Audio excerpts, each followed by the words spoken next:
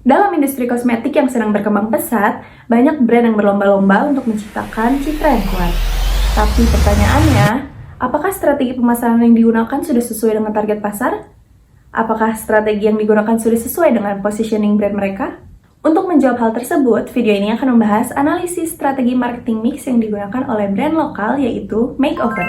Bareng aku, Fasya Malika Hasna dengan NIM 2403903, mahasiswa manajemen Fakultas Pendidikan Ekonomi dan Bisnis Universitas Pendidikan Indonesia. Pertama-tama, kita akan bahas tentang produk.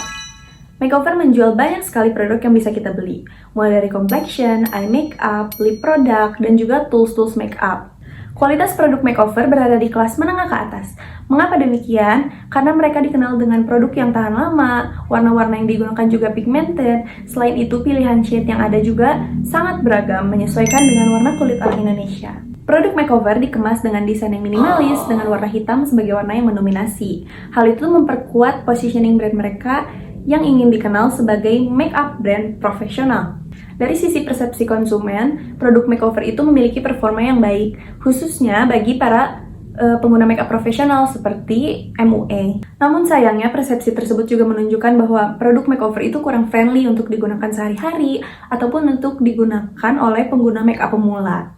Yang kedua, kita akan bahas tentang pricing. Makeover menerapkan metode value-based strategy. Jadi mereka itu menetapkan harga berdasarkan kualitas dan juga branding yang ingin mereka bangun. Harga produk makeover itu ada di kelas menengah ke atas, mulai dari 30.000 sampai 300.000. Berdasarkan persepsi konsumen yang aku dapat dari media sosial seperti Instagram, TikTok, ataupun Female Daily, makeover itu dianggap relatif mahal dibandingkan dengan brand lokal lain seperti Wardah, Emina, dan juga brand-brand yang lainnya. Namun, orang-orang yang memiliki daya beli cukup tinggi cenderung masih memilih makeover sebagai make-up-nya karena mereka menganggap bahwa makeover itu produk yang worth it dengan kualitas yang didapat. Berdasarkan persepsi yang muncul, metode yang digunakan oleh makeover yaitu value-based pricing adalah metode yang tepat. Kenapa demikian? Karena mereka bisa tetap membangun citra mereka sebagai makeup profesional, meskipun hal tersebut bisa menjadi pertimbangan besar bagi konsumen yang memiliki daya beli rendah atau memiliki sensitivitas yang tinggi terhadap harga yang tinggi. Yang ketiga, kita akan bahas place atau bagaimana makeover mendistribusikan produknya. Makeover menggunakan dua channel untuk penjualan produknya. Yang pertama, channel online. Kita bisa membeli produk mereka di official website, Shopee, Lazada, dan juga Tokopedia official mereka. Sedangkan untuk penjualan secara offline, kita bisa membeli produk mereka di official store ataupun kita bisa membeli di beauty store ataupun drugstore seperti di Watson ataupun di Guardian. Produk makeover dinilai cukup mudah untuk diakses oleh pembeli. Yang keempat, kita akan membahas tentang promotion. Yang pertama yaitu konten edukatif seperti cara memakai produk ataupun tutorial makeup. Yang kedua, mereka juga bekerja sama dengan influencer besar seperti Tasya Farasya ataupun Rachel Fenya. Selain itu, mereka juga bekerja sama dengan Niki untuk mempromosikan produk makeover. Selain melakukan promosi secara digital, makeover juga melakukan promosi secara offline, yaitu dengan event peluncuran produk ataupun dengan membuka beauty class. Yang ketiga, mereka bekerja sama dengan micro-influencer untuk mempromosikan produk mereka dengan sistem membagikan produk secara gratis, kemudian ditukar dengan produk review yang sudah ditentukan oleh makeover. Dilihat dari gencarnya promosi, makeover dianggap konsisten dalam mempromosikan produknya. Sehingga dilihat dari metode pemasarannya, makeover bisa menjangkau konsumen yang lebih luas lagi. Dari hasil analisis tersebut, ada beberapa temuan penting. Yang pertama, makeover dinilai memiliki positioning yang konsisten sebagai brand makeup profesional. Namun hal tersebut menjadi batasan untuk konsumen yang memiliki daya beli lebih rendah. Yang kedua, kualitas produk dan juga citra brand menjadi kekuatan utama dalam strategi pemasaran. Dan yang ketiga, strategi distribusi dan juga promosi yang mereka gunakan sudah cukup baik. Namun masih bisa lebih dikembangkan lagi untuk menjangkau konsumen yang luas dan untuk mempertahankan posisinya di pasar. Nah, berdasarkan temuan tersebut, aku memiliki beberapa rekomendasi yang bisa dipertimbangkan oleh makeover untuk menjadi strategi pemasaran mereka. Yang pertama, aku bakal bahas dari sisi produk.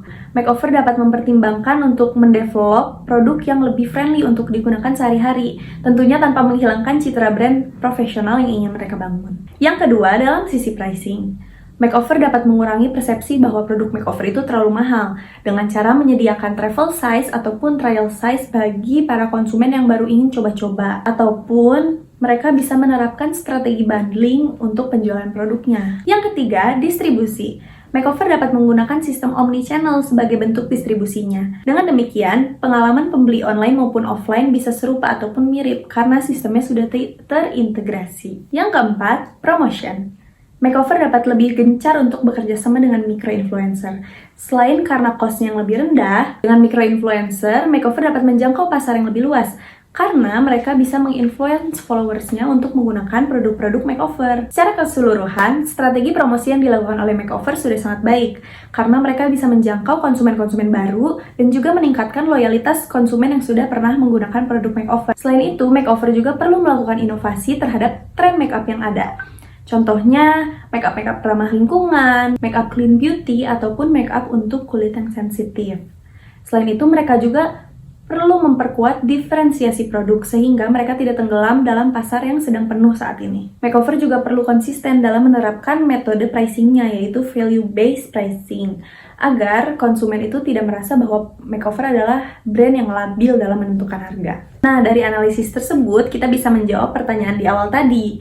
Makeover itu sudah cukup konsisten dalam menerapkan strategi pemasarannya, dan juga sudah sesuai dengan positioning brand yang mereka bangun. Namun, dengan demikian, Makeover tetap perlu melakukan inovasi dan juga diferensiasi produk, serta memperhatikan bagaimana cara mereka menentukan harga, melakukan distribusi, ataupun melakukan promosi, supaya mereka tidak tenggelam dalam pesaing-pesaing yang ada di pasar saat ini. Aku harap dengan beberapa rekomendasi yang sudah aku sampaikan bisa menjadi insight dan juga pertimbangan untuk Makeover untuk merancang strategi pemasaran yang akan mereka lakukan.